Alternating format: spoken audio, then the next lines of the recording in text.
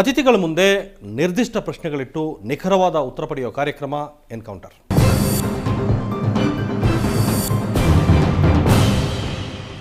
ನಮ್ಮ ಇವತ್ತಿನ ಅತಿಥಿ ರಾಜ್ಯಸಭಾ ಸದಸ್ಯ ಹಿರಿಯ ಕಾಂಗ್ರೆಸ್ ಮುಖಂಡ ಬಿ.ಕೆ. ಹರಿಪ್ರಸಾದ್. ಹರಿಪ್ರಸಾದ್ ಅವರ ಕಾರ್ಯಕ್ರಮಕ್ಕೆ ಸ್ವಾಗತ. ಹರಿಪ್ರಸಾದ್, ದೇಶಾದ್ಯಂತ ಲೋಕಸಭೆ ಚುನಾವಣೆಗೆ ತಯಾರಿ ನಡೀತಾ ಇದೆ. ರಾಷ್ಟ್ರೀಯ ಪಕ್ಷಗಳು ಮತ್ತು ಪ್ರಾದೇಶಿಕ ಪಕ್ಷಗಳು ಎಲ್ಲರೂ ಕೂಡ ಸಿದ್ಧತೆ ಮಾಡ್ಕೋತಾ ಇದ್ದಾರೆ. BJP ಪಕ್ಷ ಒಂದು ಹೆಜ್ಜೆ ಮುಂದೆ ಹೋಗಿ ದೇಶಾದ್ಯಂತ ಈಗ ರ್ಯಾಲಿಗಳು ಕೂಡ ನಡೆಸ್ತಾ ಇದೆ. ಆದರೆ ಕಾಂಗ್ರೆಸ್ ಪಕ್ಷ ಇನ್ನೂ ಕೂಡ ಎಲ್ಲೋ ಒಂದು ರೀತಿ ಮಂಕಾಗಿದೆ ಅಂತ ಅನ್ನಿಸ್ತಾ ಇದೆ. ಯಾಕೆ? ದೇಶದಾದ್ಯಂತ ಭಾರತೀಯ ಜನತಾ ಪಾರ್ಟಿ ಪ್ರಚಾರ ಮಾಡ್ತಾ ಇದೆ ಅನ್ನೋದು ನಾನು ಒಪ್ಲಿಕ್ಕೆ ತಯಾರಿಲ್ಲ. 5 ರಾಜ್ಯಗಳಲ್ಲಿ ಚುನಾವಣೆ ನಡೀತಾ ಇದೆ. 5 ರಾಜ್ಯಗಳ ಚುನಾವಣೆಯಲ್ಲಿ ಅವರ ಭಾರತೀಯ ಜನತಾ ಪಾರ್ಟಿಯ ಪ್ರಧಾನಮಂತ್ರಿ ಅಭ್ಯರ್ಥಿ ಓಡಾಡ್ತಾ ಇದ್ದಾರೆ. ಪ್ರಚಾರ ಮಾತ್ರ ನಡೀತಾ ಇದೆ ಭಾರತೀಯ ಜನತಾ ಪಾರ್ಟಿನಲ್ಲಿ. ಬೇರೆ ಯಾವುದೇ ರೀತಿ ಕೆಲಸ ಇಲ್ಲ. ಲೋಕಸಭೆ ಮತ್ತು ಅಸೆಂಬ್ಲಿ ಚುನಾವಣೆಯಲ್ಲಿ ಕಾಂಗ್ರೆಸ್ ಪಕ್ಷ ತನ್ನದೇ ಆದ ರೀತಿಯಲ್ಲಿ ನಾವು ಪ್ರಚಾರ ಮಾಡ್ತೇವೆ. ಅಲ್ಲ, ಈಗ 2 ಅವಧಿಗೆ ಕಾಂಗ್ರೆಸ್ ಪಕ್ಷ UPA 1 UPA 2 ನಡೆಸಿದೆ ಅಂತ ನೀವು ದೇಶದ ಮುಂದಿನ ಚುನಾವಣೆಗೆ ಬಂದು ಹೇಳಬೇಕು. 2 ಅವಧಿಯಲ್ಲಿ ನೀವು ನಮ್ಗೆ ಅವಕಾಶ ಕೊಟ್ಟಿದ್ರೆ ನಾವು ಏನೇನು ಮಾಡಿದ್ದೀವಿ ಅಂತ. ಆದರೆ ದೇಶದ ಜನತೆಯ ಮುಂದೆ ಬರೋದಕ್ಕೆ ಮುಜುಗರ ಪಟ್ಕೋತಾ ಇದೆ ಕಾಂಗ್ರೆಸ್. ಸಾಧ್ಯನೇ ಇಲ್ಲ. ಹಗರಣಗಳು ಮತ್ತು ಕಾಂಗ್ರೆಸ್ಸಿನ ಎಡವಟ್ಟುಗಳು ಏನಾದ್ರೂ ಉತ್ತರ ಕೊಡೋಕ್ಕಾಗ್ತಾ ಇಲ್ವಾ ದೇಶದ ಜನತೆಗೆ ಮತ್ತು BJPಗೆ? ಹಗರಣಗಳು ಯಾವುದೇ ಹಗರಣಗಳಿಲ್ಲ. 2 ಹಗರಣಗಳು 2G 3G ಕೋಲ್ಗೇಟ್ ಇವೆಲ್ಲವೂ ಸಹ ಪ್ರಿಸಂಪ್ಟಿವ್ ಲಾಸ್. ಮುಂದೆ ಆಗಬಹುದಾದಂಥ ನಷ್ಟಗಳನ್ನು ಈಗ ನಾವು ಊಹೆ ಮಾಡಿ ಹೇಳ್ತಾ ಇದ್ದೀವಿ.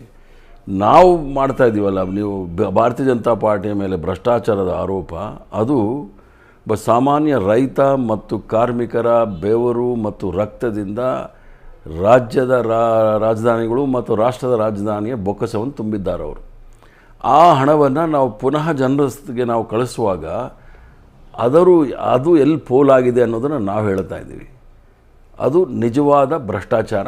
ಕಾಂಗ್ರೆಸ್ ಕಾರ್ಯಕ್ರಮ ನಾವು ಏನೇನು ಹೇಳಿದ್ದೀವಿ ಅದನ್ನು ಇವತ್ತಿನವರೆಗೂ ಸಹ ಭಾರತೀಯ ಜನತಾ ಪಾರ್ಟಿ ಎಲ್ಲೂ ತಪ್ಪು ಅಂತ ಹೇಳಲಿಕ್ಕೆ ಆಗ್ತಾ ಇಲ್ಲ. ಈಗ BJP ಪಕ್ಷ ಸರ್ ಬಂದೆ ಭಾರತೀಯ ಜನತಾ ಪಾರ್ಟಿಯ ಏನು ಅಭ್ಯರ್ಥಿ ಇದ್ದಾರಲ್ಲ, ಅವರು ಈ ಕೋತಿ ಆಟ ಮಜಾರಿ ಅವರು ಆಟ ಆಡ್ತಾರೆ ನೋಡಿ, ಇವ್ರು ಹಾಗೆ ಇವ್ರು ಹೀಗೆ ಅಂತ ವೈಯಕ್ತಿಕವಾದ ಆಪಾದನೆಗಳು ಮಾಡ್ತಾ ಇದ್ದಾರೆ ವಿನಃ ಅವರು ಕಾರ್ಯಕ್ರಮ ಏನು ಈ ರಾಷ್ಟ್ರದಲ್ಲಿರ್ತಕ್ಕಂಥ ಪೊಲಿಟಿಕಲ್ ಅಜೆಂಡಾ ಅಂದರೆ ರೈತರಾಗಲಿ, ಕಾರ್ಮಿಕರಾಗಲಿ, ಯುವಕರಾಗಲಿ, ವಿದ್ಯಾರ್ಥಿಗಳಾಗಲಿ, ಮಹಿಳೆಯರಾಗಲಿ, ದಲಿತರಾಗಲಿ, ಆದಿವಾಸಿಗಳಿಗೆ ಏನು ಕಾರ್ಯಕ್ರಮ ಅಂತ ಇದುವರೆಗೂ ಹೇಳ್ತಾ ಇಲ್ಲ.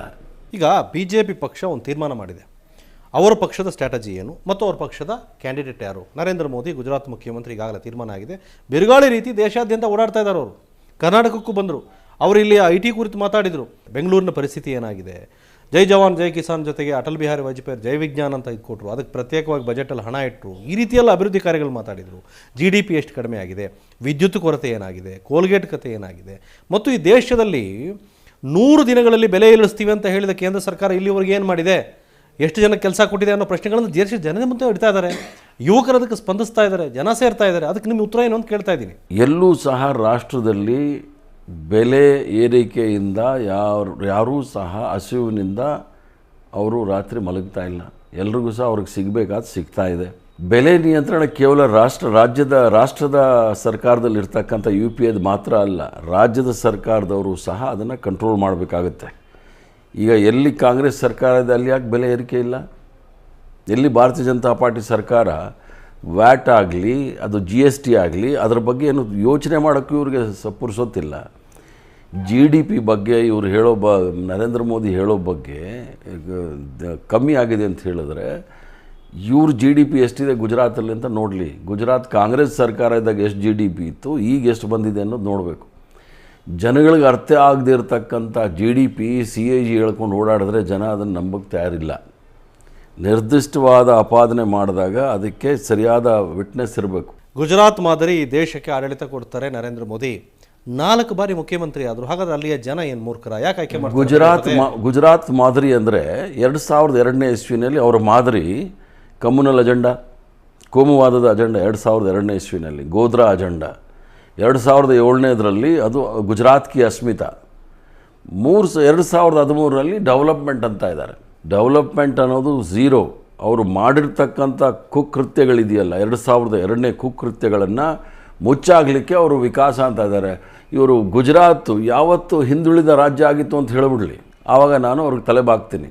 ಗುಜರಾತ್ ಮತ್ತು ಮಹಾರಾಷ್ಟ್ರ ಯಾವತ್ತೂ ಸಹ ಹಿಂದುಳಿದ ರಾಜ್ಯವೂ ಆಗಿರಲಿಲ್ಲ. ಗುಜರಾತ್, ಮಹಾರಾಷ್ಟ್ರ, ಕಲ್ಕತ್ತಾ ಅವರು ತಮಿಳುನಾಡು ಯಾವತ್ತೂ ಸಹ ಹಿಂದುಳಿದ ರಾಜ್ಯ ಆಗಿರಲಿಲ್ಲ. ಅದು ಯಾವಾಗಲೂ ಸಹ ಅಭಿವೃದ್ಧಿಶೀಲ ರಾಜ್ಯಗಳು. ಹಿಂದುಳಿದ ರಾಜ್ಯಗಳಲ್ಲಿ ಅಭಿವೃದ್ಧಿ ಮಾಡಿರ್ತಕ್ಕಂಥ ರಾಜ್ಯ ಯಾವುದಾದಿದ್ದರೆ ಅದು ಕಾಂಗ್ರೆಸ್ ರಾಜ್ಯಗಳೇ. ಕರ್ನಾಟಕ ಇರ್ಬೋದು, ಹರಿಯಾಣ ಇರ್ಬೋದು, ನಾನು ಹಲವಾರು ರಾಜ್ಯಗಳ ಹೆಸರು ಹೇಳ್ಬೋದು ನಿಮಗೆ. ಹಾಗಾದರೆ ನರೇಂದ್ರ ಮೋದಿಯವರು ಈ ದೇಶಕ್ಕೆ ಪ್ರಧಾನಿ ಅಭ್ಯರ್ಥಿ ಅಂತ ಘೋಷಣೆ ಮಾಡಿ ಅವರ ಪ್ರಚಾರದ ಶೈಲಿ, ಅವ್ರು ಹೇಳ್ತಾ ಇರೋ ವಿಚಾರಗಳು, ಅದಕ್ಕೆ ಕಾಂಗ್ರೆಸ್ ಪಕ್ಷದ ಉತ್ತರ ಏನು? ತಾವು ರಾಹುಲ್ ಗಾಂಧಿ ವಿಚಾರ ಹೇಳ್ತೀರಿ, ರಾಹುಲ್ ಗಾಂಧಿ ವಿಚಾರಗಳೆಲ್ಲ ಪೇಲುವಾಗಿದೆ. ಮೊನ್ನೆ ದೆಹಲಿಯಲ್ಲಿ ಶೀಲಾ ದೀಕ್ಷಿತ್ ಅವರ ಭಾಷಣದಲ್ಲಿ ಜನ ವಾಪಸ್ ಹೋಗ್ತಾ ಇದ್ರು, ಕರೆದು ಕೂರಿಸುವಂಥ ಸ್ಥಿತಿ ಬರ್ತಾ ಇತ್ತು.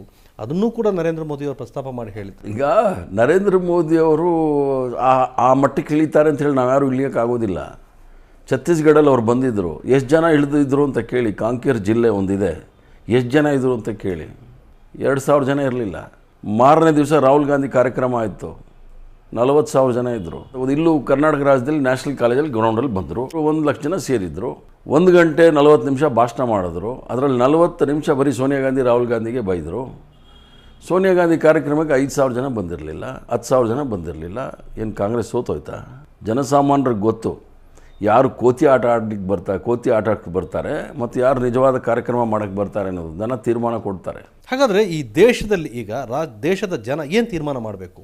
ಕಾಂಗ್ರೆಸ್ ಪಕ್ಷ ಸ್ಪಷ್ಟವಾಗಿ 2 ಅವಧಿಯಲ್ಲಿ ಆಡಳಿತ ನಡೆಸಿ ನಾವೇನು ಮಾಡಿದ್ದೀವಿ ಅಂತ ಜನಕ್ಕೆ ಹೇಳ್ತಿಲ್ಲ. ಎರಡನೇದು BJP ಪಕ್ಷ, ಕಾಂಗ್ರೆಸ್ ಪಕ್ಷ ಎಲ್ಲೆಲ್ಲಿ ಎಡವಿದೆ, ಈ ದೇಶ ಇನ್ನೊಂದು ಅವಧಿಗೆ ಏನಾದರೂ ಕಾಂಗ್ರೆಸ್ ಕೈಗೆ ಹೋದರೆ ಈ ದೇಶ ಮಾರಾಟ ಮಾಡಬೇಕಾಗತ್ತ ಅಂತ ಹೇಳಬೇಕು. ಇಂಥ ಜಾಗದಲ್ಲಿ ಎಡವಿದೆ ಅಂತ ಹೇಳಬೇಕು. ನಿಮ್ಮ ಅಂತಾರಾಷ್ಟ್ರೀಯ ನೀತಿಗಳ ಬಗ್ಗೆ, ಹಣಕಾಸಿನ ನೀತಿಗಳ ಬಗ್ಗೆ, ಉದ್ಯೋಗದ ನೀತಿಗಳ ಬಗ್ಗೆ, ಕೈಗಾರಿಕಾ ನೀತಿಗಳ ಬಗ್ಗೆ, ಎಲ್ಲ ನೀತಿಗಳಲ್ಲೂ ಕೂಡ, ಎಲ್ಲ ಹಂತದಲ್ಲೂ ಕೂಡ UPA 1-2 ಫೇಲ್ಯೂರ್. ಅಂತಾರಾಷ್ಟ್ರೀಯ ಮಟ್ಟದಲ್ಲಿ ಏನು ಕಾಂಗ್ರೆಸ್ದು ನೀತಿ ಇದೆ, ಜವಾಹರ್ಲಾಲ್ ನೆಹರು ಅವರು ಮಾಡಿರ್ತಕ್ಕಂಥದ್ದು ಇವತ್ತು ಸಹ ಅದೇ ಇದೆ. NDA ಇದ್ದಾಗಲೂ ಅದನ್ನು ಬದಲಾವಣೆ ಮಾಡಲಿಕ್ಕೆ ಏನೂ ಆಗಲಿಲ್ಲ. ಅಂತಾರಾಷ್ಟ್ರೀಯ ನೀತಿ ಬಗ್ಗೆ ನರೇಂದ್ರ ಮೋದಿಗೆ ಗೊತ್ತೂ ಇಲ್ಲ ಏನು. ಪಾಕಿಸ್ತಾನ, ಚೈನಾ ಬಿಟ್ಟರೆ 3ನೇ ದೇಶದ ಬಗ್ಗೆ ಅವರು ಮಾತಾಡೋಕ್ಕೂ ಆಗೋದಿಲ್ಲ.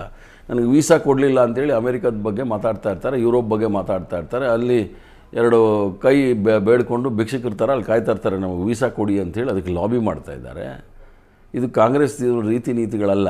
ಒಂದು ಹಣಕಾಸಿನ ರೀತಿಯಲ್ಲಿ ನಿಮ್ಮದು ನೀತಿ ಸರಿಯಿಲ್ಲ ಅನ್ನೋದು ತಪ್ಪು. ಯಾಕೆ ಇಡೀ ವಿಶ್ವದಲ್ಲೇ ಅಪಮೌಲ್ಯ ಆಗ್ತಾ ಇರೋದು ಬಂದೆ ಅಪಮೌಲ್ಯ ಆಗ್ತಕ್ಕಂಥದ್ದು ಅಂತಾರಾಷ್ಟ್ರೀಯ ಮಟ್ಟದಲ್ಲಿ ಇರ್ತಕ್ಕಂಥ ಹಣಕಾಸು ಏರುಪೇರಲ್ಲಿ ಅದರದ್ದು ಎಫೆಕ್ಟ್ ಇಲ್ಲೂ ಆಗುತ್ತೆ.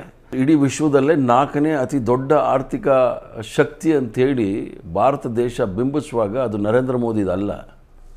ಡಾಕ್ಟರ್ ಮನಮೋಹನ್ ಸಿಂಗ್, ಸೋನಿಯಾ ಗಾಂಧಿ ಸರ್ಕಾರ ಬಂದ ನಂತರ ಆ ಪರಿಸ್ಥಿತಿನಲ್ಲಿದೆ. ಆರ್ಥಿಕ ನೀತಿ ಆಗಲಿ, ಔದ್ಯೋಗಿಕ ನೀತಿ ಆಗಲಿ, ಅಂತಾರಾಷ್ಟ್ರೀಯ ಮಟ್ಟ ನೀತಿಗಳಲ್ಲಿ ಇವರು ಕಾಂಗ್ರೆಸ್ ಪಕ್ಷಕ್ಕೆ ಇವರು ಏನು ಹೇಳಲಿಕ್ಕೆ ಆಗೋದಿಲ್ಲ. ರೈಟ್ ಸರ್, ನಿಮ್ಮ ಜೊತೆ ಇನ್ನಷ್ಟು ಮಾತಾಡ್ತೀನಿ. ಪ್ರಧಾನಿ ವಿಚಾರ ಪ್ರಸ್ತಾಪ ಮಾಡಿದಿರಿ, ಪ್ರಧಾನಿ ಬಗ್ಗೆ ಇನ್ನಷ್ಟು ಮಾತಾಡ್ತೀನಿ. ಅದಕ್ಕೆ ಮೊದಲು ಒಂದು ಚಿಕ್ಕ ಬ್ರೇಕ್.